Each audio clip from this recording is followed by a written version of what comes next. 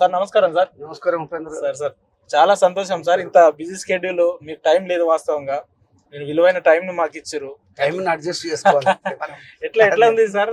సంవత్సరంన్నర కాలంగా ఎమ్మెల్యేగా సక్సెస్ఫుల్ గా ముందుకు దూసుకోపోతా ఉన్నారు. ఎట్లుంది ఆ వాతావరణం, అట్మాస్ఫియర్ అంతా ఎట్లుంది? సో ఎమ్మెల్సీగా ఎమ్మెల్యేగా కొంత డిఫరెన్స్ ఉంటుంది సార్. నేను ఎమ్మెల్సీగా 2 టర్మ్స్ లో ఉన్నాను. ఇప్పుడు ఎమ్మెల్యేగా ఏంటంటే పూర్తిగా పబ్లిక్ లో ఇన్వాల్వ్ అయ్యి సార్ గ్రామాలు కూడా తిరగాల్సి వస్తుంది. సార్ అక్కడ సర్పంచ్ చేసేటువంటి పనులు కూడా సార్ ఇప్పుడు ఎలా సర్పంచ్ లేరు, ఎంపీటీసీ లేరు, అవి కూడా చూడాల్సిన పరిస్థితి ఉంటుంది ఒక్కోసారి. ఎందుకంటే పబ్లిక్ ఇన్కన్వీనియన్స్ అవ్వకూడదు కదా. సార్ ఆ దృష్టిలో పబ్లిక్ లో తిరుగుతుంటాం కాబట్టి ఇంకా కొద్దిగా ఎక్కువగా బిజీగా ఉన్నట్టుగా మీకు అనిపిస్తుంది. బట్ కాంగ్రెస్ ప్రభుత్వం చాలా బాగా నీట్ గా తీసుకెళ్తా ఉన్నారు. ఎందుకంటే బీదల కోసడానికి, ముఖ్యంగా ఎస్సీస్, దళితులు, గిరిజనుల కోసడానికి, బ్యాక్వర్డ్ క్లాసెస్ కోసడానికి ఎప్పటి నుంచో ఈ పార్టీకి పేరు ఉంది, వాళ్ళని ఆదుకుంటారు అనే ఉద్దేశం. అయితే అదే విధంగా మరి ఇక్కడ మేము కూడా ఇన్వాల్వ్ అయ్యి చేస్తున్న దాంట్లో ఆ బీద ప్రజలు అనేటోళ్ళు, ముఖ్యంగా గిరిజనులు, దళితులు, వీళ్ళంతా కలుగుతారు. వాళ్ళ యొక్క సమస్యలను అవి తెలుసుకొని ముందుకెళ్తున్నాం కాబట్టి బాగానే ఉందని చెప్పేసి నేను ఫీల్ అవుతాను సార్. కానీ ప్రత్యేకంగా కల్వకుర్తి నియోజకవర్గం అనేసరికి హైదరాబాద్ కి పరిసర ప్రాంతంలో దగ్గరగా ఉన్న నియోజకవర్గం బాగా అభివృద్ధి చెందుతుందేమో అనే ఒక అపోహల జనాలు ఉంటారు. కానీ దశాబ్ద కాలంగా ఇక్కడ నుంచి మేధావులు, పెద్ద పెద్ద నాయకులు, మంత్రులుగా కూడా చేసిన సందర్భాలు ఉంటాయి. కానీ ఇప్పటికీ ఇన్నేళ్ల కాలమైనా కూడా అంతంత మాత్రంగానే అభివృద్ధి చెందడం ఎట్లా చూసుకోవచ్చు? దీనికి ఏ రకంగా, ఎవరి ప్రోద్బలంతో ఈ రకంగా అభివృద్ధికి నోచుకోలేదు కల్వకుర్తి అంటే? అది యు నో వెరీ వెల్ బాగా. ఎందుకంటే మనం ఇక్కడ 2-3 సార్లు ఇది మాట్లాడుకున్నాం. ఈ కల్వకుర్తిలో ఏం జరిగిందో కానీ గతంలో నేను ఇప్పుడు ఆ ఎమ్మెల్యేలను ఏమంటారు క్రిటిసైజ్ చేయడము, లేకపోతే వాళ్ళు చేయలేకపోయినా చెప్పడం అని కాదు, కానీ బట్ చాలా చేసి ఉండాల్సింది చేయలేదు. ఎగ్జాంపుల్ చెప్తాను. ఈ రోజు కూడా ఇప్పుడు రోడ్స్ శాంక్షన్ అయి ఉండేది కానీ వర్క్ స్టార్ట్ అవ్వడం అట్లాంటి దాంట్లోనే ఉంది.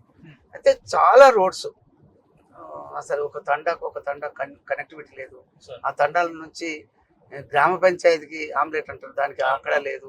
అక్కడ నుంచి మండలకు వెళ్ళడానికి కూడా చాలా గ్రామాలకు కూడా ఇప్పటికీ రోడ్స్ లేవు. ఇప్పటికి ఈవెన్ కాంగ్రెస్ వచ్చినాక కూడా చెప్తున్నాను, నేను ఒప్పుకుంటాను. మరి ఇది ఎవరు చేయలేదు? ఆల్రెడీ అప్పుడు చేసి ఉంటే అభివృద్ధి అనేది ఎక్కడ ఉంది? అసలు కన్వీనియన్స్ రోడ్ ట్రాన్స్పోర్టేషన్ కోసానికి ఒక మోటార్ సైకిల్ మీద కూడా పోలేనటువంటి పరిస్థితుల్లో ఇప్పటికి కూడా దాపురించి ఉన్నాయి. ఇది పోవడానికి మరి మేమంతా ప్రయత్నం చేస్తున్నాము. గౌరవ ముఖ్యమంత్రి రేవంత్ రెడ్డి గారి ఆధ్వర్యంలో మరి ఇక్కడికి వచ్చినప్పుడు కూడా వారు ప్రామిస్ చేసి ఉన్నారు.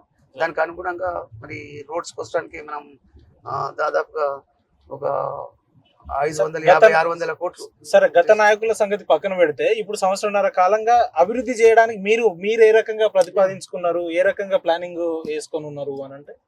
That's what I'm telling sir. ఇప్పుడు ఈ రోడ్స్ వ్యవస్థ చాలా ఘోరంగా ఉంది సార్. మేము ఎలక్షన్లో కంటే మొదలు, అంటే ఎలక్షన్లో నిలబడ్డప్పుడు ఆ టైంలో ప్రచారం చేస్తాం. ఆ టైంలో చెప్పినటువంటిది ఏంటిదంటే వాస్తవంగా మ్యాక్సిమం ఈ రోడ్లన్నీ వేపిస్తాము అని చెప్పినాం సార్. తర్వాత అట్లనే ఇంటర్నల్ గా గ్రామాలలో ఉన్న దాంట్లో సీసీ రోడ్లు కూడా చేస్తాం, డ్రైనేజ్ వ్యవస్థను మెరుగుపరుస్తామని చెప్పి చెప్పినాం. ఎందుకంటే దానికి అసలు సీసీ రోడ్లు లేవు చాలా గ్రామాలకు, అలాంటిది డ్రైనేజ్ వ్యవస్థ కూడా లేదు. అవన్నీ చేస్తామని చెప్పినాం. అదే కాకుండా ఇక్కడ హాస్పిటల్స్ కూడా ఏర్పరుస్తాం. ఆమన్గల్ కానీ కల్వకుర్తిలో హాస్పిటల్ ఉందా సార్ నియోజకవర్గంలో? అది కూడా ఈ గతంలో అసలు లేదు.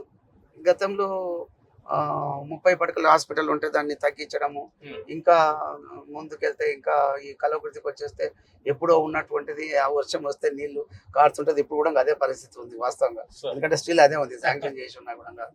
మరి ఇవన్నీ కూడా ఇంకా చెప్పి ఉన్నాం. అట్లాగనే నీళ్లు తీసుకొస్తామని చెప్పాం. కేఎల్ఐ ద్వారా ఇప్పుడు జంగారెడ్డిపల్లి అంటే కల్వకుర్తి నుంచి మళ్ళీ మాడుగుల మండలం ఒక 59.5 కిలోమీటర్ల డిస్టెన్స్ ఉన్నటువంటి కెనాల్ ను కేఎల్ఐది మరి అది కూడా తీసుకొస్తాం, కంప్లీట్ చేస్తామని చెప్పినాం. అది కూడా చేస్తాం. ఇప్పుడు నేను ఒక్కొక్కటి ఇప్పుడు చెప్పినటువంటి చెప్తాను, ఇంకా చాలా ఉన్నాయి విషయాలు. అయితే రోడ్స్ వ్యవస్థ కోసడానికి ఇప్పటికీ సీసీ రోడ్లు గతంలో కొన్ని నేను ఎమ్మెల్సీగా ఉన్నప్పుడు వేయించినవి ఉన్నాయి. అరాకొర ఎక్కడో ఒక తాను వేసారు తప్ప గతంలో ఉన్నటువంటి ఎమ్మెల్యేలు అది నేను ఛాలెంజ్ గా తీసుకొని కూడా అన్ని గ్రామాలలో మారుమూల ప్రదేశాలలో కూడా సీసీ రోడ్లు లేదంటే కానీ ఈ కల్వకుర్తికి లేదు, ఓకే ఈ కల్వకుర్తికి రాలేదు. నేను అదే కల్వకుర్తి తెలంగాణ రాష్ట్రంలో లేదా? ఎప్పుడో పట్టించుకోని సందర్భం మరి. అప్పుడు ఎమ్మెల్సీగా ఉండి కొంతవరకైనా చేసిన, సరే ఆ గవర్నమెంట్ ఉన్నా నేను చేసిన కొన్ని అవి ఉన్నది. అదే విధంగా రోడ్స్ కూడా లేకుండే. ఇప్పుడు ఈ రోడ్స్ కోసడానికి దాదాపుగా 600 దాదాపుగా సుమారుగా 600 కోట్ల రూపాయలు ఈ రోడ్స్ మీద వెచ్చించినాం. సో బ్రహ్మాండంగా అది జరుగుతూ ఉంది, ముందుకు వెళ్తాం. అది అవన్నీ కూడా రోడ్స్ చేస్తాం. ఇప్పుడు హ్యామ్ కింద కూడా బాగా కనెక్టివిటీ దాదాపుగా 297 కిలోమీటర్లు ఈ మెయింటెనెన్స్ అంతా చూసుకోవడానికి అది కూడా కాంట్రాక్ట్స్ కూడా ఇచ్చున్నారు. మనదే పైలట్ ప్రాజెక్ట్ కింద మొదలు సర్వే అయింది, చేసిండ్రు, అది కూడా వెళ్తా ఉన్నాం. అది ఒక విధంగా ఉంటాయి. ఇప్పుడు నేను హాస్పిటల్స్ గురించి చెప్పిన, ఇప్పుడు ఆమన్గల్ హాస్పిటల్ 30 పడకల హాస్పిటల్ అంటే 10 పడకల హాస్పిటల్ కూడా ఈ రోజు లేకుండే. వాళ్ళు ఏంటంటే పేపర్స్ ఇచ్చేసి శాంక్షన్స్ వచ్చినాయి అని చెప్పేసి కేసీఆర్ గారిలో చేసిపోయినారు, అది వదిలిపెట్టేసి. మొన్న నేను ఎమ్మెల్యేగా అయిన తర్వాత కొబ్బరికాయ కొట్టి మళ్ళీ అవన్నీ స్టార్ట్ చేయించాం. అది స్ట్రక్చర్స్ వచ్చేసినాయి, స్ట్రక్చర్స్ వచ్చినాయి. ఎట్లా ఇంకొక 1 year లో కంప్లీట్ అయిపోతుంది అది మొత్తం టోటల్ గా. అంటే ఒక 50 పడకల హాస్పిటల్ ఆమన్గల్లో అవుతుంది. ఇప్పుడు మీరు చూస్తారు, ఇప్పుడు పక్కకి వెళ్ళిపోతుంటే కనిపిస్తుంది స్ట్రక్చర్. అదే విధంగా రోడ్ కు పైన దగ్గర పక్కకి ఉంటుంది. అదే విధంగా కల్వకుర్తిలో వాళ్ళు 100 పడకల హాస్పిటల్ చేస్తాము అని చెప్పినారు. వాళ్ళు ఏంటిదంటే ఒక పేపర్ ఇచ్చినారు, ఏంటిదంటే 50 పడకల హాస్పిటల్ ఉంది, దానికి మళ్ళీ ఇంకొక 50 పడకలు కలిపేసేసి చేసుకోండి అని చెప్పినారు. అది సరిపోయేటువంటి కాదు. ఇక్కడ 3 హైవేలు, నేషనల్ హైవేస్ కలుస్తున్నటువంటి కూడలి, ఎన్నో యాక్సిడెంట్స్ అవుతున్నాయి, ఎన్నో బాధలు ఉన్నాయి, ఎంతో మంది బీద ప్రజలు ఉన్నారు. హైదరాబాద్ కు దూరంగా ఉంది కల్వకుర్తి, ఆమన్గల్ కొద్ది దగ్గరకు ఉంది. ఇవన్నీ చూసుకున్న తర్వాత మాకు 100 పడకల హాస్పిటల్ కావాలని చెప్పేసి గట్టిగా గౌరవ ముఖ్యమంత్రిని, తర్వాత హెల్త్ మినిస్టర్ గారు దామోదర్ నరసింహ గారిని మాట్లాడితే వాళ్ళు 100 పడకల హాస్పిటల్ ఇస్తూ ఎగ్జిస్టింగ్ ఉన్నదాన్ని మళ్ళా అది ఇంకొక హాస్పిటల్ అంటే దాన్ని డిమాలిషన్ చేసి కూడా చేయడానికి, తర్వాత 127 స్టాఫ్ మెంబర్స్ కూడా హాస్పిటల్ ఉండే విధంగా ఒకటి జీవో తీసుకొని ప్రొసీడింగ్స్ వచ్చినాయి. అది వర్క్ కూడా ఇంకా స్టార్ట్ చేస్తాం. అంటే ఈ విధంగా చేస్తూ వెళ్తున్నాం. అంటే 150 పడకలది ఇప్పుడు కల్వకుర్తిలో ఉంది. ఇక ఆయన పాతగుండి ఆయన కూడా మళ్ళీ వచ్చి చెప్తాడు, మేమే శాంక్షన్ చేసినాం, ఇంకో కూడా చేయలేదంట. అరే ఇంక మేము నువ్వే చేసినాం, అన్ని చేస్తుంటే ఇట్లా ఎందుకుంటుంది, ఈ విధంగా ఎందుకుంటుంది.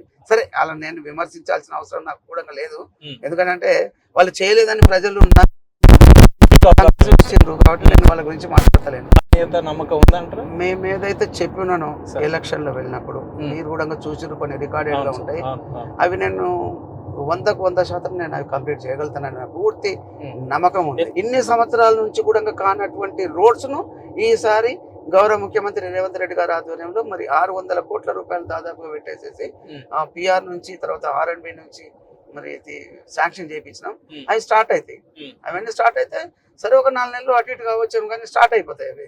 అవన్నీ కూడా టెండర్ ప్రాసెస్ అయిపోయింది. కొన్ని అవి స్టార్ట్ అయినాయి, కొన్ని ఆల్రెడీ స్టార్ట్ చేసిండ్రు. అవి అయిపోతే రోడ్స్ అయితే మంచిగా అవుతుంది కదా. అయితే నేనేం చెప్పాను, అక్కడ సీసీ రోడ్లు, తర్వాత బీటీ రోడ్స్ వేయిస్తామని చెప్పినాం. ఆ వర్క్ అయితే మరి స్టార్ట్ అయిపోయింది అది ఆల్రెడీ. నాకు have the confidence, definitely we are going to complete all the roads. Kalwakurthy constituency లో మాక్సిమం చేయగలిగేటివన్నీ కూడా చేసేస్తాం, చేయగలుగుతాం. అంటే ఏ పనైనా కూడా ఇంతే కాన్ఫిడెన్స్. ఇప్పుడు మీరు చెప్పినట్టుగా అంతే సీరియస్ గా తీసుకొని దానికోసం తిరగడం, ఎక్కడైనా సరే ఆఫీస్ అయినా, సెక్రటరియట్ అయినా నేను ఆహర్నిశలు పని చేయడానికి రెడీగా ఉన్నా. అలాగనే పబ్లిక్ లోకి వెళ్తున్నాను, పబ్లిక్ లో ఉన్న సమస్యలు కానీ ఏవైనా కూడా చూసి చేయాలని చెప్పి చేస్తా ఉన్నా. ఇప్పుడు హాస్పిటల్స్ తీసుకుంటే మీరు ఎన్ని సంవత్సరాలు కూడా కాలే కదా, ఇప్పుడు ఒకటి స్టార్ట్ అయింది, ఇంకోటి కొబ్బరికాయ కొట్టేసి స్టార్ట్ చేయాలి కల్వకుర్తి. అన్ని మొత్తం ప్రొసీడింగ్స్ అన్ని కంప్లీట్ అయిపోయింది.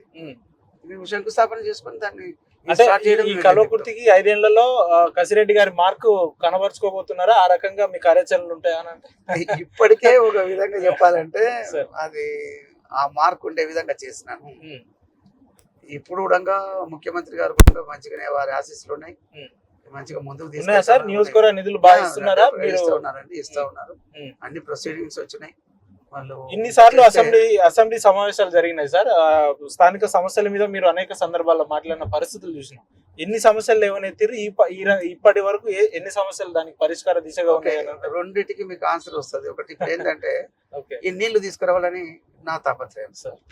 గతంలో చేస్తాం కల్వకుర్తికి ఒక 30,000 ఎకరాలు పారిపించేటట్టు చేసినాం. సార్ ఇంకొక 30-35 వేల ఎకరాలు పారడానికి అందరూ ఎదురు చూస్తున్నటువంటి. ఓకే దానికి నేను 5-6 సంవత్సరాలు అందులోనే ఎమ్మెల్సీగా ఉండి తిరిగి అలసిపోయేసి చేయలేకపోయాను.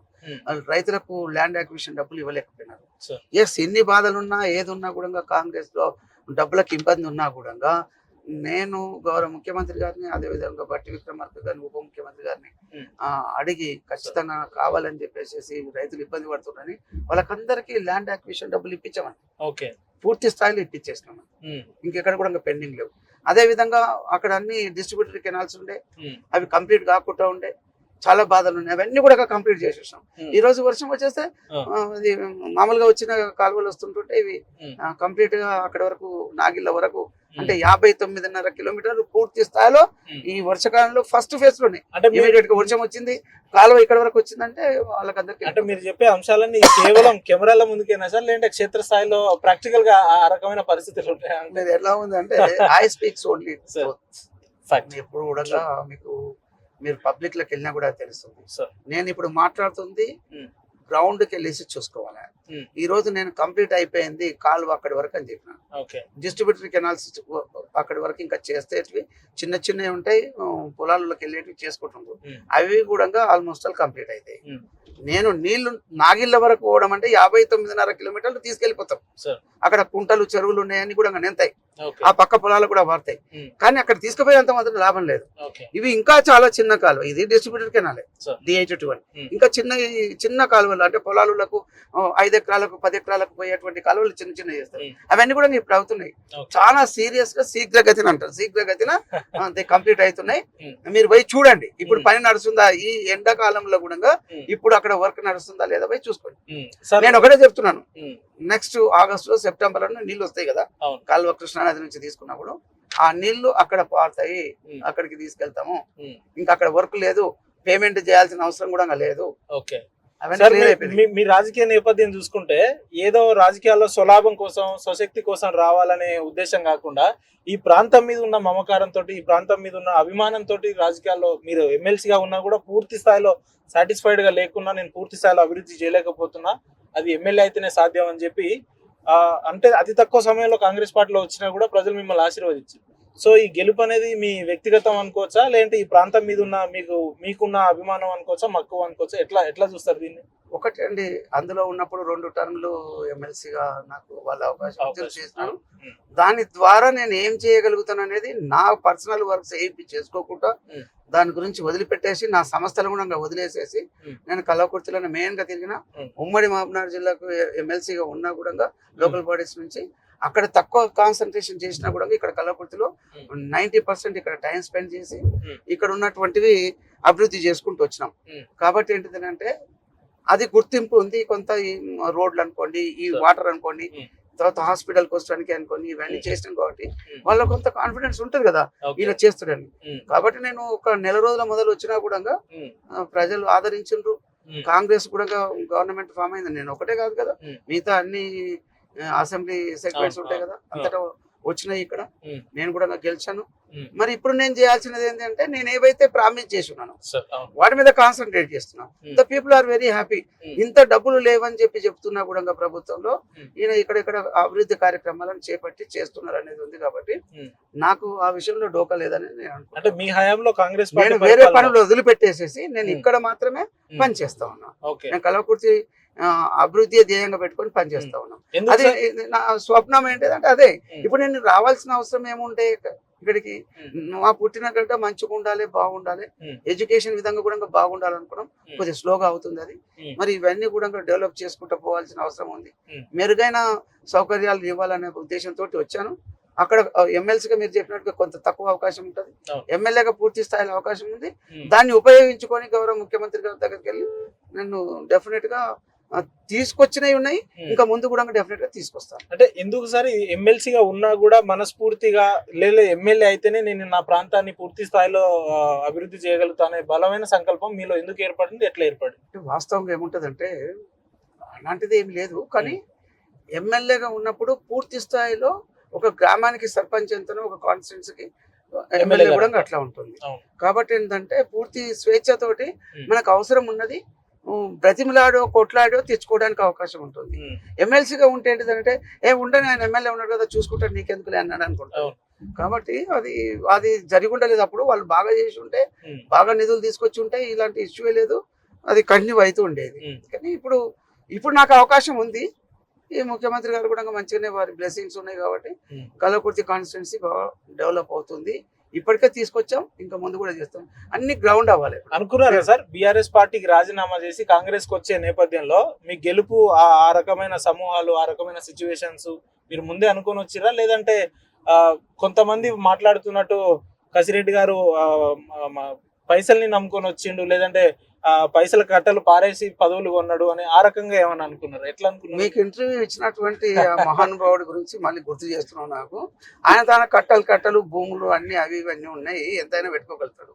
కానీ నేను దాన్ని నమ్మి కాదు, నేను 10 సంవత్సరాలు పూర్తి స్థాయిలో రాజకీయంలోకి వచ్చిన తర్వాత ఈ కాన్స్టిట్యున్సీ మీద పెట్టినటువంటి నా టైము, నా తానున్న డబ్బులు కూడా అనుకోండి అన్ని నేను చేసిన కాబట్టి పూర్తి కాన్ఫిడెంట్ గా ఉన్నాను. నన్ను గెలిపించిండ్రు, మళ్ళీ నేను చేసుకోవాల్సిన అవకాశం ఉంది. అవకాశం ఇచ్చిండ్రు ప్రజలు కాబట్టి నేను చేసి చూపిస్తాను. 200% నేను చేసి చూపిస్తాను. కానీ ఎవరు అనుకున్నట్టుగా డబ్బులు నమ్మి వచ్చేసేస్తే డబ్బులు ఉన్న వాళ్ళు ఏమంటారు అదాని వాళ్ళు వీళ్ళు ఉంటారు కదా, వాళ్ళే ప్రైమ్ మినిస్టర్ అవుతారు, వాళ్ళే అవి అవుతారు. మరి అంటే చెప్తున్నా డబ్బులతోటి కాదండి. అన్ని నియోజకవర్గాల కంటే కల్వకుర్తి కొంచెం భిన్నంగా ఉంటారు సార్. ఇక్కడ 4-5 సార్లు పోటీ చేసి ఓడిపోయిన తల్లోజ్ గారు ఉన్నారు, లేదంటే 2 దఫాలుగా గెలిచిన టిఆర్ఎస్ ఎమ్మెల్యే గారు ఉన్నారు, ఇంకా ఇతర నాయకులు ప్రత్యేక వ్యక్తిగతమైన సేవలు చేసుకుంటూ రాజకీయాల్లో వచ్చిన నాయకులు ఉన్నారు. వాళ్ళందరినీ కాదని మిమ్మల్ని పట్టణ ఎక్కించారు ప్రజలు అని అంటే మీ దగ్గర చూసిన ప్రత్యేకత ఏంది అని అంటే? అదే నేను చెప్తున్నాను కదా, 10 సంవత్సరాలు ఆల్రెడీ నేను చేసి చూపించిన, ఒక టేస్ట్ చూపించినాను కల్వకుర్తి కాన్స్టిట్యున్సీకి. అందుకోసానికి మళ్ళీ చేయగలుగుతాడని చెప్పి చేసి అవకాశం ఇచ్చారు నాకు. అవకాశాన్ని ఉపయోగించుకొని డెఫినెట్ గా మంచి పనులు చేస్తాను, ముందు కూడా బాగుంటుంది, అందులో డౌట్ ఏం లేదు.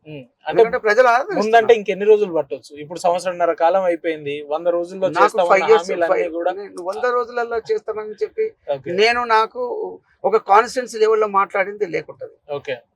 ఇప్పుడు స్కీమ్స్ ఒక 6 స్కీమ్స్ దాంట్లో చిన్నవి కూడా ఉన్నాయి, చిన్న చిన్న పథకాలు ఇంకా కొన్ని ఉన్నాయి. అవన్నీ పార్టీ పరంగా ప్రభుత్వం చేసేది అవి ఉంటాయి. కానీ ఈ కాన్స్టిట్యున్సీ ప్రత్యేకంగా నేను మీకు పార్టీకి సంబంధం లేదు, పార్టీ పరంగా వచ్చేటి రెగ్యులర్ గా ఇప్పుడు పెన్షన్స్ ఉంటాయి, తర్వాత ఇందిరమ్మ ఇండ్లు ఉన్నాయి, ఇట్లాంటివన్నీ కూడా ఇది 200 యూనిట్స్ కరెంట్ ఫ్రీగా ఉన్నది, 500కు ఇట్లా ఇవన్నీ కూడా ఉన్నాయి కదా. అవన్నీ ప్రభుత్వం ఆటోమేటిక్ గా చేస్తుంది. నేను ఒక ఎమ్మెల్యేగా చేసేది ఏముంటది అందులో. కాకపోతే ఇంకొక ఈయన ఉన్నాడు, బీదోడు ఉన్నాడు, తప్పులు ఏమైనా జరుగుతున్నాయా ఇవి చూసుకునేది తప్ప మిగతా ఏవి కూడా మనం అందులో కాన్సన్ట్రేట్ చేయాల్సిన అవసరం ఉంటుంది. కానీ ఇక్కడ డెవలప్మెంట్ యాక్టివిటీస్ ఆగిపోయి ఉన్నాయి.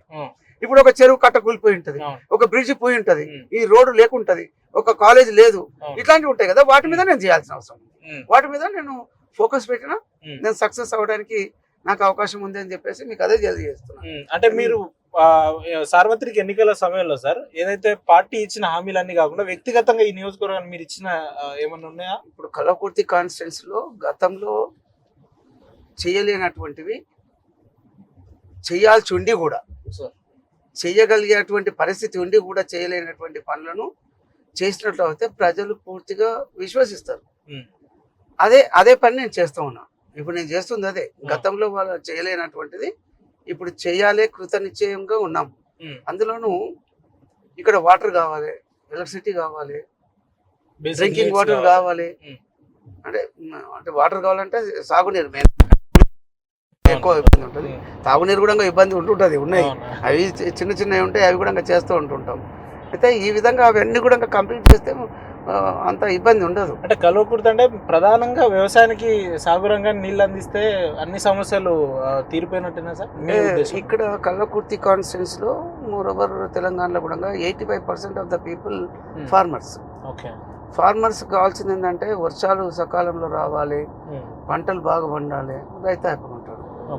దానికి ఏంటిదనంటే ఇప్పుడు ప్రాజెక్ట్స్ కొంత ఇంప్రూవ్ అయినాయి కాబట్టి అన్ని దేశాలతో పాటు మన దేశం కూడా అయింది, మన రాష్ట్రం కూడా ఇంప్రూవ్ అవుతూనే ఉంది కాబట్టి అందులో ఇంకా ఫార్మర్ అంటే రైతాంగము అంతా వ్యవసాయం మీదనే ఆధారపడి ఉంటారు కాబట్టి వాళ్ళకు నీళ్ళు ఇచ్చినట్లయితే, సాగునీరు ఇచ్చినట్లయితే పూర్తి స్థాయిలో వాళ్ళు బాగా చేసుకోవడానికి అవకాశం ఉంటుంది. కాబట్టి అది ఇవ్వడానికి ప్రయత్నం చేసింది, గత ప్రయత్నం చేసినా అది పూర్తి స్థాయిలో ఇక్కడ పాలమూరు రంగారెడ్డి ఎత్తిపోతల పథకం కేసీఆర్ గారు చెప్పారు అప్పుడు, నేను కూర్చొని కరివెనలో అక్కడ ఈ పాలమూరు రంగారెడ్డి ఎత్తిపోతల పథకం కంప్లీట్ చేస్తాను, చేయలేకపోయాడు. ఒక ఏంటి నీళ్లు కూడా రాలేదు, ల్యాండ్ యాక్విజిషన్ కూడా కాలేదు, ఈ డిస్ట్రిబ్యూటరీ కెనాల్స్ కానీ ఏ కెనాల్స్ ఇంకా తవ్వలేదు. అది ఇప్పుడు ఈ ప్రాంత వాసే మరి రేవంత్ రెడ్డి గారు మరి అది కంప్లీట్ చేయాలి, దాని మీద బాగానే ఫోకస్ పెడుతుండని చెప్పేసి నేను అనుకుంటున్నా. అది బాగానే వర్క్ నడుస్తూ ఉంది. ఇంకా ఎప్పటి వరకు కంప్లీట్ అయిందని మీరు నెక్స్ట్ అడుగుతారు. అయితే రాబోయే 2 సంవత్సరాలలో 3 సంవత్సరాలలో అయిపోతుందని నేను ఫీల్ అవుతున్నా.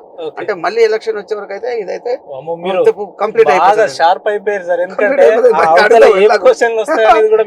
ఎప్పుడు అడుగుతామని అడుగుతారు కాబట్టి సో అది ఒకటి ఉంటుంది.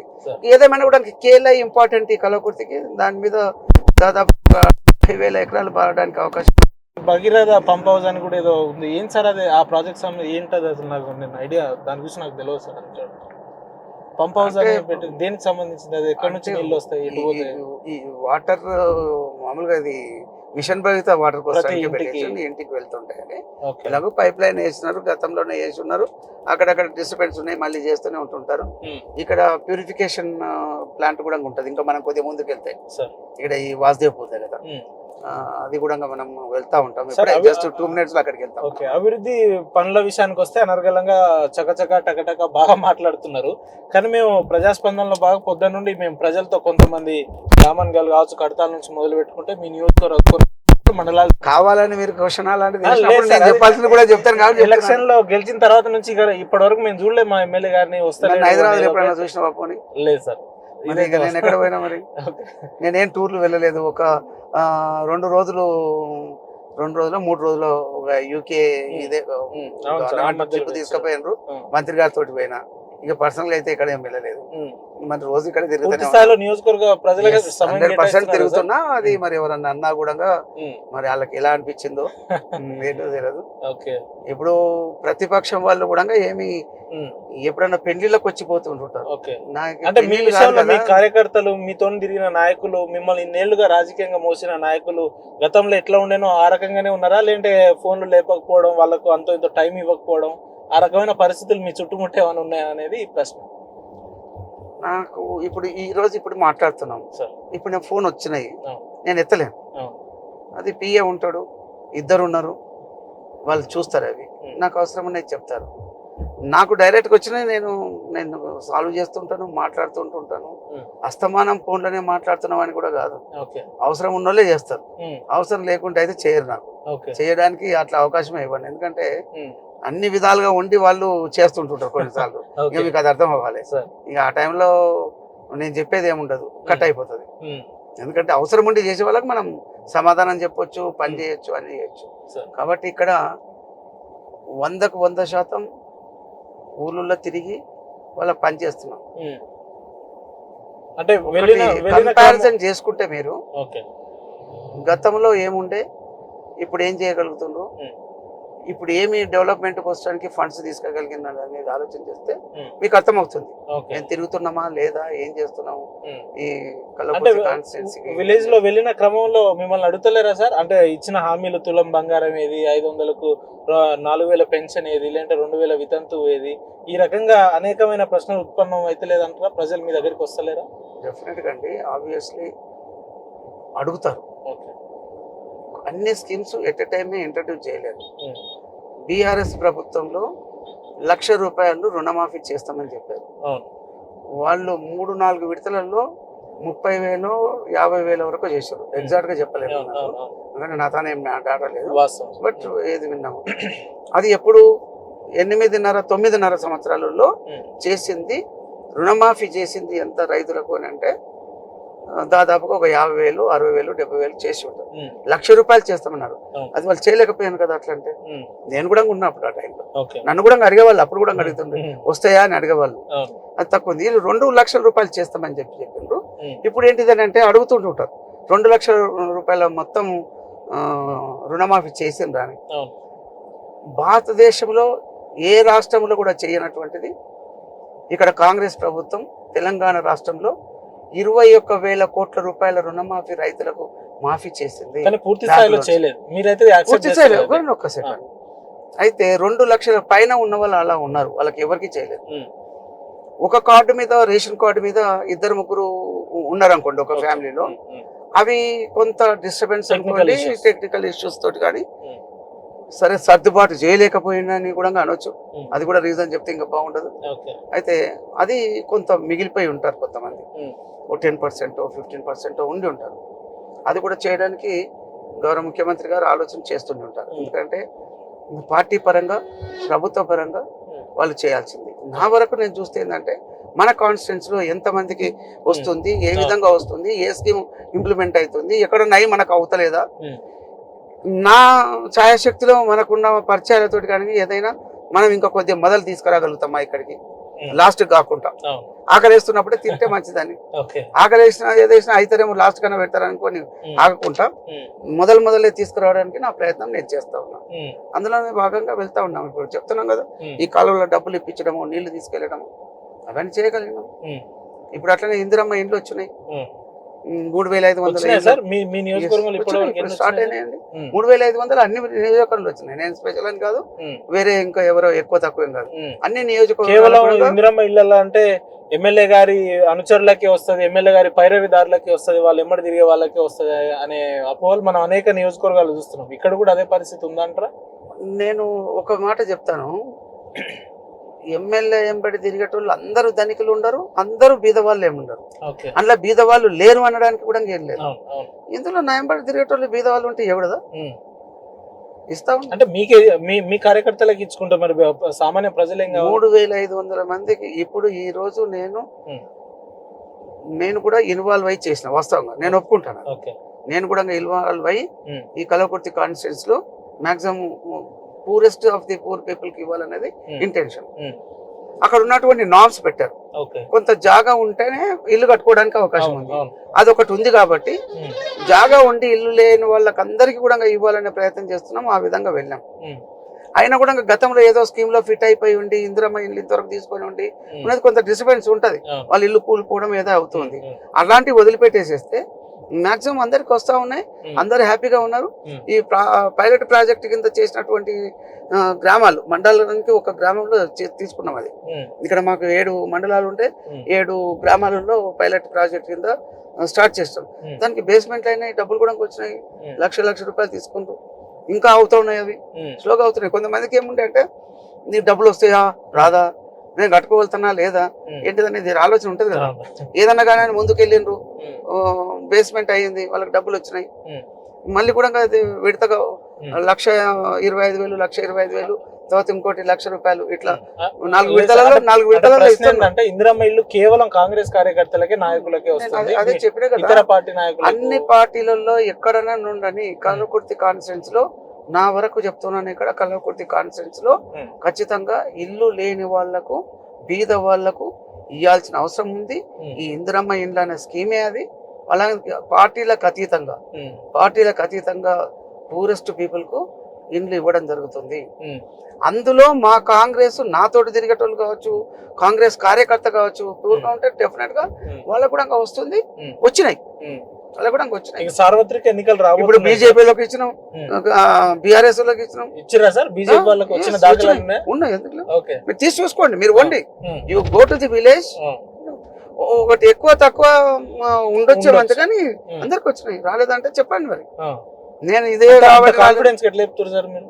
ఎందుకంటే అధికారులకు అలాంటిది చెప్పి మనం పంపించినాం, చేసినాం. ప్రతి ఒక్క ఇల్లుని నేను చూడలేను, ప్రతి ఒక్క ఇల్లు కూడా ఒక ఎంపీడీ వన్ లేకపోతే డిఈఓ పూర్తిగా చూడలేరు. వాళ్ళ టీం ఉంటుంది, ఆ టీంలో హౌసింగ్ డిఈ వాళ్ళ ఆధ్వర్యంలో చేస్తారు. మేమేం చెప్తామంటే ఇంకా పూర్గా ఉన్న వాళ్ళని చూసేసి చేయండి అని, అర్హత ఉన్న వాళ్ళకి ఇవ్వాలనేది. పూర్గా ఇన్ సెన్స్ దానికి ఫిట్ అయ్యే వాళ్ళు, అర్హత ఉన్న వాళ్ళు, ఎలిజిబిలిటీ ఎవరికి ఉంటే వాళ్ళకి ఇవ్వాలనేది పెట్టుకున్నాం. అదే విధంగా చేస్తా ఉన్నారు. ఇది ఒకటేసారి కాదు, మళ్ళీ 2 నెలలు 4 నెలలు పోతే మళ్ళీ ఎలాగో మళ్ళీ ఇంకొక సంవత్సరం వస్తూనే ఉంటది. మళ్ళీ 3,500 ఎన్నో వస్తాయి. ధ్యేయం ఏంటిదంటే కాంగ్రెస్ కి సంబంధించి ఇప్పుడు ఖచ్చితంగా 100% పూరెస్ట్ పీపుల్ కి ఇవ్వాలనేది ధ్యేయంగా పెట్టుకున్నారు. మంచి స్కీమ్, దీనికి కాంగ్రెస్ ప్రభుత్వానికి కూడా మంచి పేరు వస్తా ఉంది, చేస్తారు.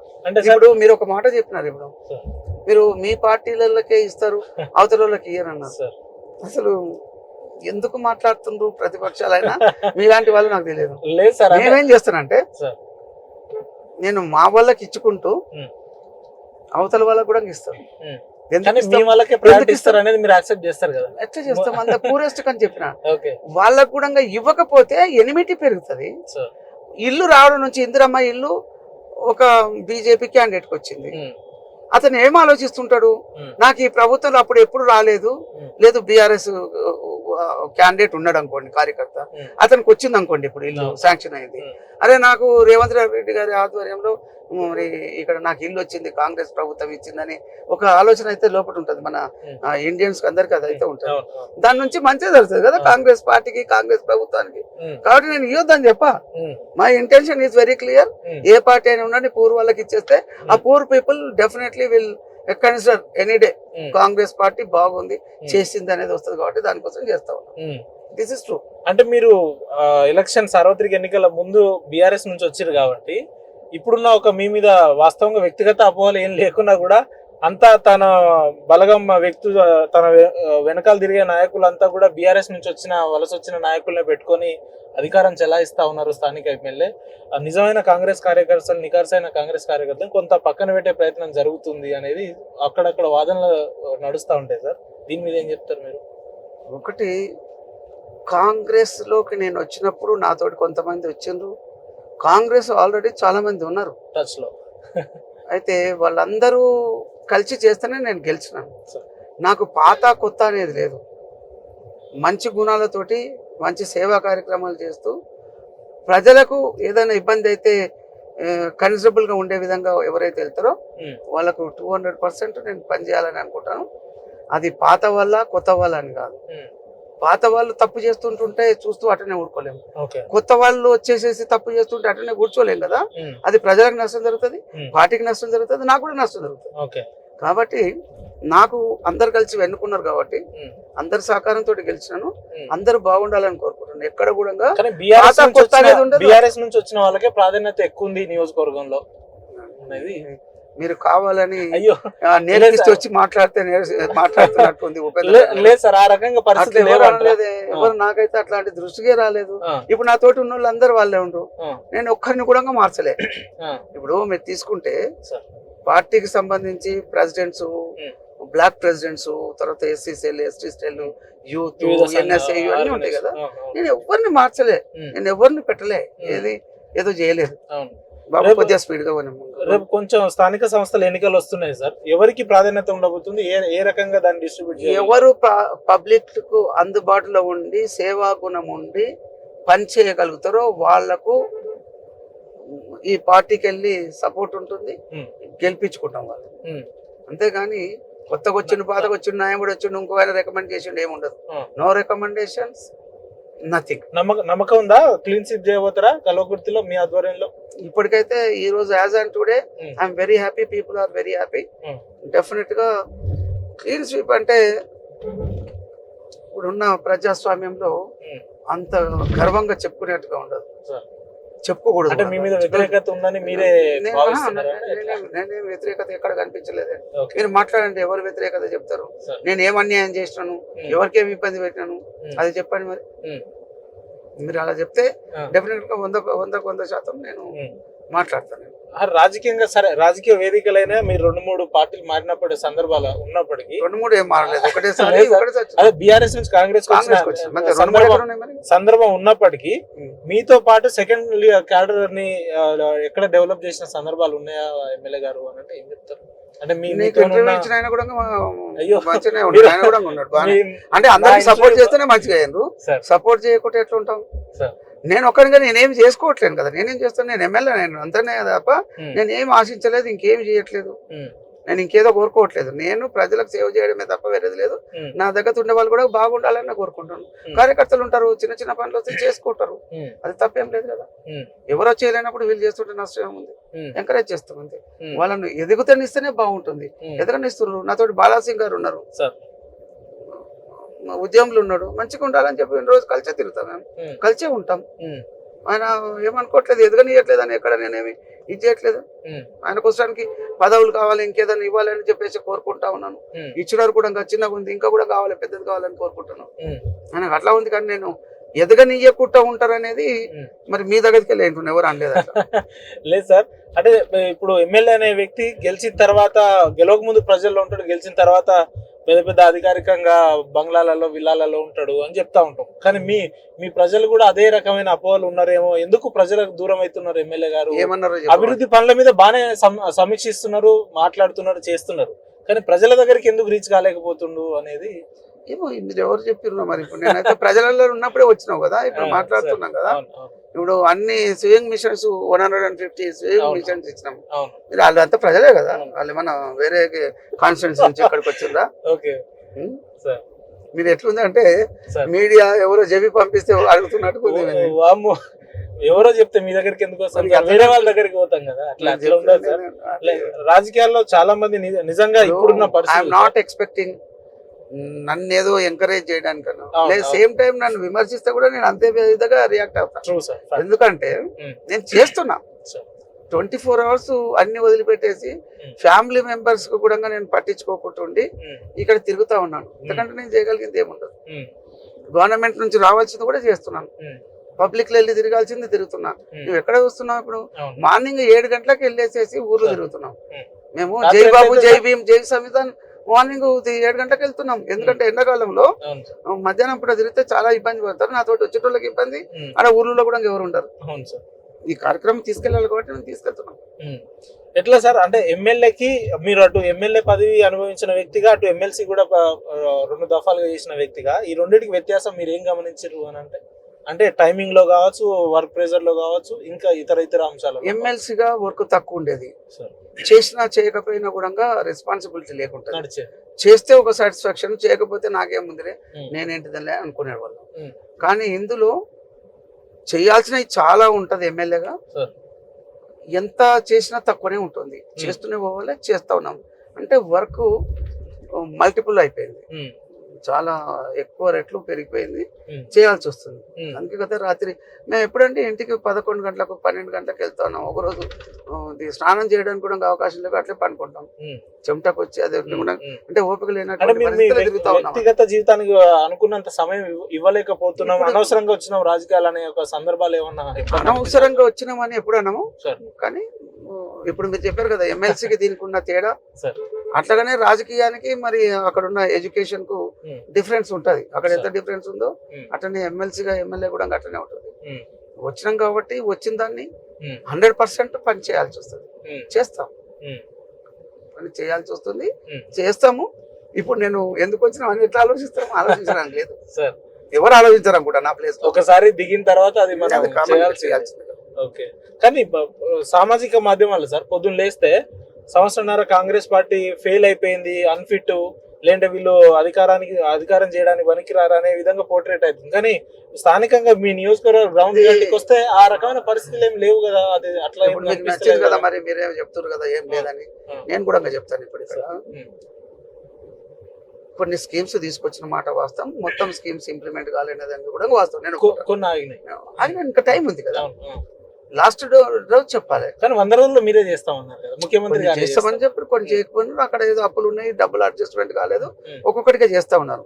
ఈ రోజు అంటే ఈ రోజు అంటే నిన్ననే ఎగ్జాక్ట్ గా నిన్నటి రోజు అంటే 18th మే అమ్రాబాద్ లో మరి మాచారం విలేజ్ కి వెళ్ళి పెద్ద ఎత్తున అందరు మంత్రులు వచ్చారు, మొత్తం క్యాబినెట్ అంతా వచ్చింది. ఒక మంచి స్కీమ్ తీసుకొచ్చినారు, ఇందిరా సౌరగిరి జల వికాస్. ఏంటి సార్ దాని ఉద్దేశం ఏంటి? అంటే ఇప్పుడు సోలార్ ప్లాంట్ లాగా చిన్నది పెట్టి ఒక 6 లక్షల యూనిట్ ఒక రైతుకు, ఒక 2.5 ఎకరాలు ఉండేటువంటి రైతుకు, అవేమో అడవులల్లో ఫారెస్ట్లలో ఉన్నాయి.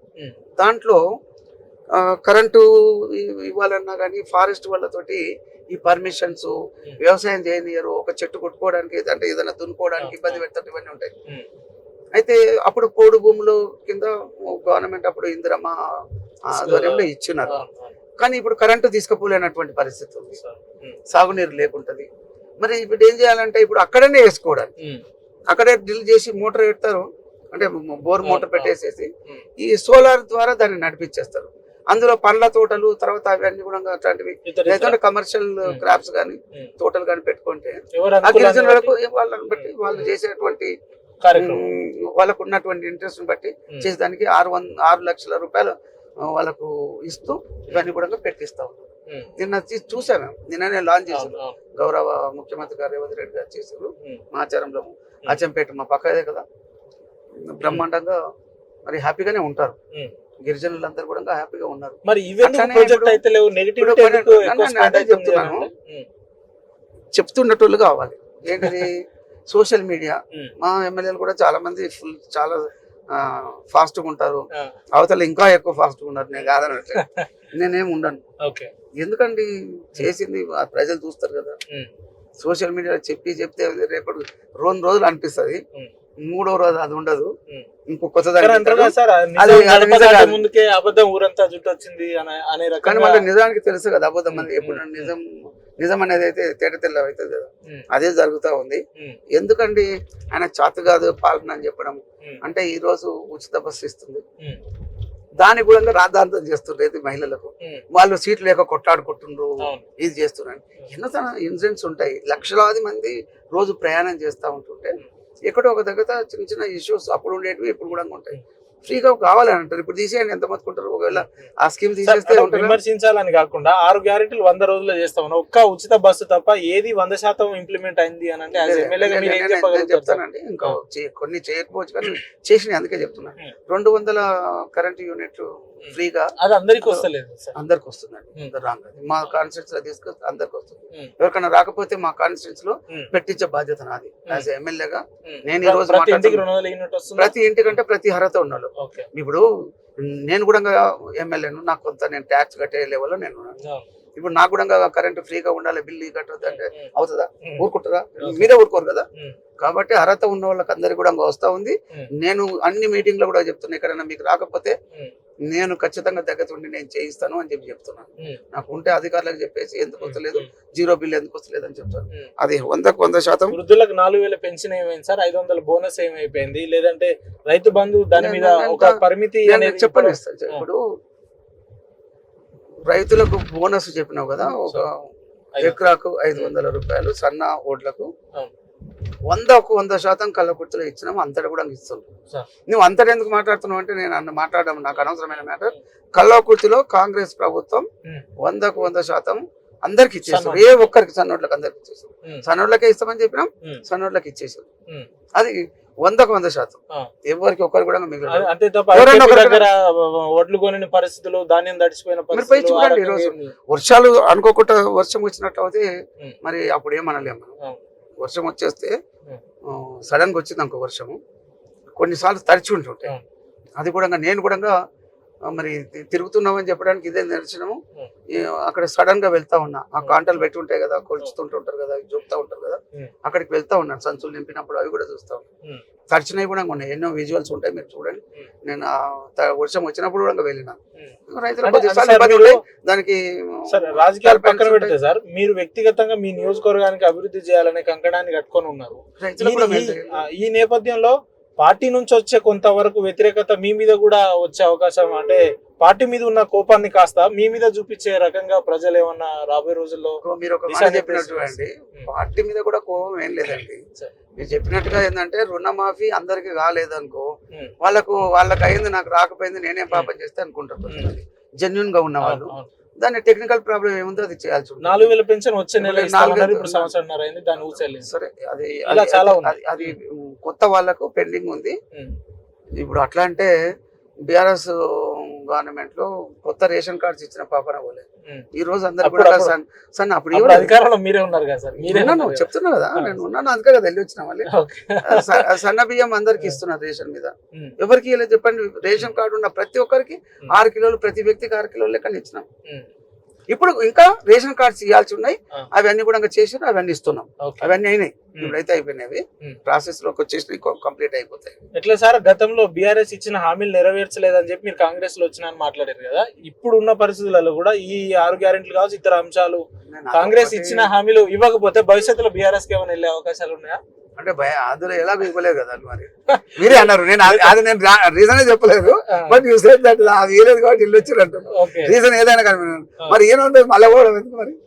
అంటే భవిష్యత్తులో కసిరెడ్డి గారు మీలాంటి వ్యక్తి రావాలి, మంత్రివర్గంలో స్థానం ఉంటది, ఇంకా భవిష్యత్ అవకాశాలు ఉంటాయంటే ఏమన్నా అప్పుడు కూడా ఉంటది అని చెప్పారు. కానీ ఆయన మంత్రి పదవిలోకి వస్తానికి తర్వాత ఏదో స్వభావం అంటే సొంతంగా లాభం చేసుకోవడానికి రాలేదు, అవసరం కూడా లేదు. నేనున్నటువంటి దాంట్లో మంచిగా బ్రతికినాం, బాగానే ఉన్నాం.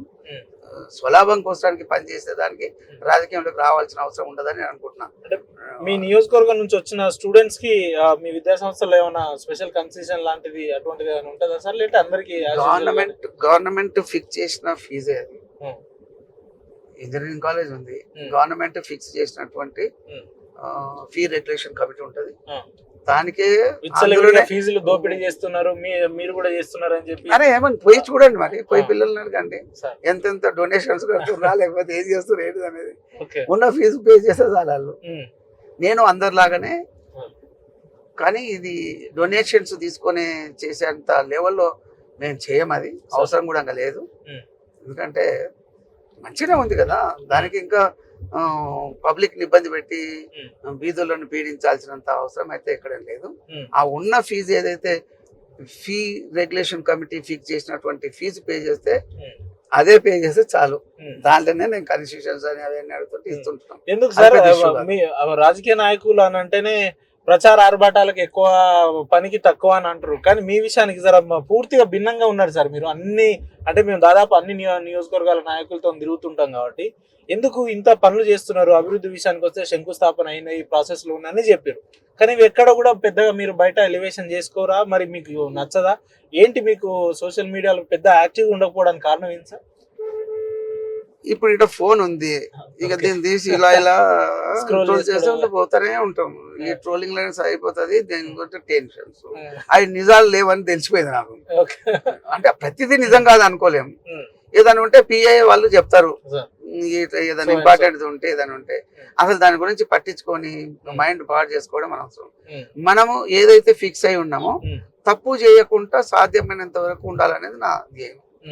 తప్పు జరిగితే దాన్ని సరిదిద్దుకోవాల్సిన అవసరం ఉంటుంది, మానవ సహజం. ఒకవేళ ఇక్కడ జరిగినా కూడా అట్లనే నేను కాన్ఫిడెన్స్ లో ఎక్కడ తప్పు జరగకుండా చూడడానికి ప్రయత్నం చేస్తాం. తెలియకుండా జరగదు, ఇప్పటికైతే కాలేదు, ఇక్కడ అయినా కూడా కవర్ చేసుకుందాం. ఆ దానికి ఈ సోషల్ మీడియాలో పెట్టి హంగామా ఇప్పుడు రోడ్డు లేదు, వాళ్ళకి జనాలకి ఇబ్బంది అవుతుంది. ఓ నేను రోడ్ వేసినా, నేను ఎమ్మెల్యే వేసినా, నేను సకల గుట్టవరకు ఎమ్మెల్సీ ఉన్నా, అప్పుడు ఎందుకు చేయలేదు అంటాం మీ అటువంటి వాళ్ళు. ఇంకా అంతకు మొదలు ఎమ్మెల్యే ఉన్నా నీలాగానే ఇంకా నువ్వేంది అనేది అంటాడు. అవన్నీ ఉంటాయి కదా. అంటే సార్ మీరు చెప్పేది ఎట్లుందంటే ప్రచారానికి నేను విరుద్ధం అని అంటారు కదా. ఎగ్జాంపుల్ మీ నియోజకవర్గంలో మీరు ఎమ్మెల్యే గెలిచినప్పుడు ఎన్నో ఎల్ఓసీలు ఇచ్చిండ్రు, సిఎంఆర్ఎఫ్లు ఇచ్చిండ్రు, ఆ ప్రతిదీ కూడా ఎమ్మెల్యే అనే వ్యక్తి మేము ఇస్తున్నాం కదా. అవును ఇచ్చినాము, నేను ఏమంటున్నా అంటే వేల కొద్ది అప్పుడు ఇచ్చినా ఇప్పుడు కూడా ఇస్తా ఉన్నాం. వాళ్ళందరూ అట్లా ఉండే కదా, నాకు వాళ్ళు ఓటు వేసిండ్రు, గెలిపించిండ్రు కదా. ఇప్పుడు కూడా నేను అదే చెప్తున్నా, ప్రచారానికి పెట్టే ఆర్భాటం కంటే మనం పని చేస్తే చాలా బాగుంటది. ప్రజలు గుర్తుపడతారు, వాళ్ళు విజ్ఞులు, వాళ్ళు ఎప్పుడు ఏం చేయాలనుకుంటే అది చేస్తారు, వాళ్ళకి తెలుసు చేస్తారు. కాబట్టి మినిమం తెలిసే విధంగా మీరు చెప్పేది ఒకటి మాత్రం నమ్ముతా నేను, మినిమం ఏదైతే వెళ్ళాలనో అంతవరకు మనం తీసుకెళ్ళి వెళ్ళాలి. కానీ దాన్ని ఓవర్ చేసి టూ మచ్ చేసి అబ్నార్మల్ గా తీసుకెళ్లాల్సినంత అవసరం అయితే లేదు. దానికి టైం వేస్ట్, మనీ కూడా వేస్ట్. అలాంటి పరిస్థితుల్లో తీసుకెళ్లొద్దని అనుకుంటా. ఇప్పుడు ఈ రోజులలో ఏంటంటే అబద్ధాన్ని 100 సార్లు చెప్పి నిజం చేసేదానికి ప్రయత్నం చేస్తుంటాను. అది నాతోటి కాదు కదా. అంటే మీరు ఎప్పుడన్నా ఆ రకమైన సిచ్యువేషన్ సందర్భాలు ఫేస్ చేసిరా సార్? మీ మీద ఉన్నది లేదంటే జరిగినట్టు అట్లా? ఇప్పుడు మీడియా ఎట్లుంటుంది ఒకటి చెప్తాను ఎగ్జాంపుల్. నా సర్నేమ్ కసిరెడ్డి, అక్కడ ఎవరో ఆయన ఎవరో ఏంటో తెలియదు ఆంధ్రలో. ఆయన అసలు యాక్చువల్ గా కసిరెడ్డి రాజ్ అనేది ఉంది, కసిరెడ్డి రాజ్ అని. ఆడేదో లిక్కర్ దాంట్లో ఏదో ఉన్నాడట. అయితే నా ఫోటో పెట్టేసి ఒక ఛానల్, సరే వాళ్ళు రెక్టిఫై చేసుకుని తెలియక చేసిండు, ఎవరో ఇలాంటి వ్యక్తులు తెలియక చేసిండు, తెలిసింది. అయితే ఈ కసిరెడ్డి అంటే ఎవరు ఉన్నారు, నేను ఉన్నాను. పేరు కొట్టగానే మీ పేరు, నా ఎప్పటి గన్మెన్లు, నేను కార్లో దిగింది ఎప్పుడు ఒకసారి ఫోటో ఏనా కొట్టాలని ఉంటాయి కదా, అది తీసి అట్లా పెట్టేసిండ్రు. నాకు ఎవరో ఆంధ్ర నుంచి ఫోన్ చేసి అది పెట్టిండ్రు అన్నట్టు. ఏంటిది ఇట్లా అయింది, ఏంటిదంటే మీరు ఎందుకున్నారు, ఇక్కడికి ఎందుకు వచ్చారు, ఇదేంటంటే ఏంటి అని చూస్తే అది మొత్తం వీడియో అంతా చూస్తే బ్రహ్మాండంగా పెట్టేసారు. అంతా కసిరెడ్డి రాజ్ ఇక thumbnail. లిక్కర్ ఏదో చెప్పేసారు, ఏమేమో మాట్లాడేసారు, ఆ. ఫోటోలు మాత్రం ఫిగర్ నాది పెట్టేసారు. Okay. ఏంటుంటది ఇంకా ఆ. ఈయననే మీరే అనుకుంటున్నారు. చేసిరు వాళ్ళు మళ్ళీ నెక్స్ట్ డే పాపం ఆ ఛానల్ వాళ్ళు ఇది కాదు పొరపాటున చేసినామని చెప్పి కూడా వాళ్ళు ఇచ్చుకున్నారు. వాళ్ళు ఏంటిదా నన్ను ఇట్లా చేస్తారు, ఇదే వాటి అంటే ఇప్పుడు అట్లా ఆర్భాటం అంతా తొందరపడి సోషల్ మీడియా ఈ ఛానల్స్ కూడా అట్లా చేస్తే కాదు. అనుకుంటే బాగా వచ్చేస్తారు. ఓకే. ఎందుకంటే నన్ను ఇట్లా ఎందుకు చేసినావు, నేను కాదు కదా. ఆయన ఏంటిది ఆ కసిరెడ్డి కూడా కాదు, ఆయన కేసిరెడ్డి అంటే ఓకే. ఆయన కేసిరెడ్డి. కేసిరెడ్డి ఉంది, దాన్ని కసిరెడ్డి తీసుకొస్తే అది తొందర. ఓకే. అంటే నేనే మొదలెయ్యాలని వేసి పెడతాను. రేటింగ్ కోసం. రేటింగ్ కోసం అది చేసి. అంటే ఇట్లాంటి తప్పులు జరుగుతుంటాయి. ఉదాహరణంగా మంచిగా చేస్తే పర్లేదు, తొందరపడద్దు, తొందరపడాలి. కానీ ప్రతి దగ్గర తొందరపడితే నష్టం జరుగుతుంది, వ్యక్తిగతంగా నష్టం జరుగుతుంది, ఈ పబ్లిక్ నష్టం జరుగుతుంది, అనుకున్న సాధించలేదు. అంటే మీరు ఎమ్మెల్యే గెలిచిన తర్వాత సార్ ఇంకా ఇప్పుడు డీలిమిటేషన్ లో నెక్స్ట్ ఆమన్గల్ నియోజకవర్గం అవుతుంది అని అంటున్నారు. మరి ఆ లెక్కను చూస్తే మరి రేపు పొద్దున మీరు ఏ రకంగా స్టెప్ తీసుకునే అవకాశాలు ఉన్నాయి? మళ్ళీ నిలబడతారా, లేదంటే రాజకీయాలకు సుస్థి తెప్పి వ్యక్తిగత వ్యాపారాలు చేసుకుంటారా? ఎట్లా ఉండబోతుంది? వ్యాపారం ఇంకా చేసేది ఏముందండి, ఆల్రెడీ చేసేకాడికి చేసి వద్దు, ఇంకా మళ్ళీ ఇదంతా టెన్షన్ అని ఉన్నాం, ఇళ్ళకి అంకితమై ఉన్నాం ఇప్పుడు. కాబట్టి ఫుల్ ఫ్లెడ్జ్గా సర్వీస్ చేయడం, రాజకీయం చేయడం కాదు. రాజకీయం చేయడం అనకంటే నేను సర్వీస్ చేయడం అంటున్నాను. నేను చేస్తుంది అయితే అదే. ఎవరు మీరు నమ్మిన నమ్మకపోయినా చేస్తున్నది నేను సర్వీసే చేస్తూ ఉన్నాను. కాబట్టి అది ఆమన్గల్ అవుతుందా, కలవకుర్తి అవుతుందా, హైదరాబాద్ అవుతుందా, ఏదైనా కానీ నిలబడ్డప్పుడు ఇప్పుడు నాకు 5 సంవత్సరాలు అవకాశం ఇస్తున్నారు. 5 సంవత్సరాలు ఏ ఒక్క రోజు కూడా కాకుండా పనిచేయాలని నేను డిసైడ్ చేస్తున్నాను. నాకు ఓపిక ఉన్నంత వరకు ఓపిక తెచ్చుకొని చేయాల్సిన బాధ్యత ఉంది, చేస్తాను. ఎందుకంటే పబ్లిక్ నష్టం చేయదు. నేను పాతోళ్ళ గురించి మాట్లాడడం బాగలేకుంటది, ఏడనో గప్పాలు కొట్టుకుంటూ కూర్చునేటువంటి వ్యక్తిత్వం కాదు. ఎక్కడ అవకాశం వస్తే అక్కడ పని చేయాలి. ఇది ఎవరినో ఉద్దేశించి మాట్లాడినట్టు అనిపిస్తుంది సార్. ఎవరినో అనడం ఎందుకు, ఏముంది పని చేయలే కదండి, ఏం చేస్తారు చెప్పండి.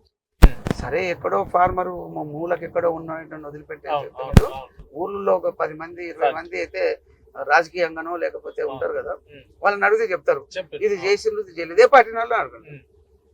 మీరు బీజేపీని అడుగుతారా, బీఆర్ఎస్ లో అడుగుతా. బీఆర్ఎస్ లో అంటే నేను ఉన్నా కాబట్టి వాడు ఏదైనా చెప్పిన అనుకోవచ్చు. బీజేపీ వాళ్ళని అడగండి, లేకపోతే లెఫ్ట్ పార్టీస్ కూడా ఉంటాయి, ఆడవాడు ఉన్నారు, లేరనడానికి ఏం లేదు, ఉంటారు, వాళ్ళు కూడా ఉన్నారు. అందరు అన్ని పార్టీలు ఉంటాయి, ఎవరినైనా అడగండి వాళ్ళు ఏం చెప్తారని. కాంగ్రెస్ లో కూడా అడగండి. ఇప్పుడు కోపం మీద ఎవరి మీద చెప్పడం వేరే, ఉన్న ఫ్యాక్ట్స్ మాట్లాడుతుందా లేదా అని మీకు కూడా అర్థమవుతుంది. ఇప్పుడు ఈ పని చేసినట్టే ఇది కనిపిస్తలేదన్నమాట.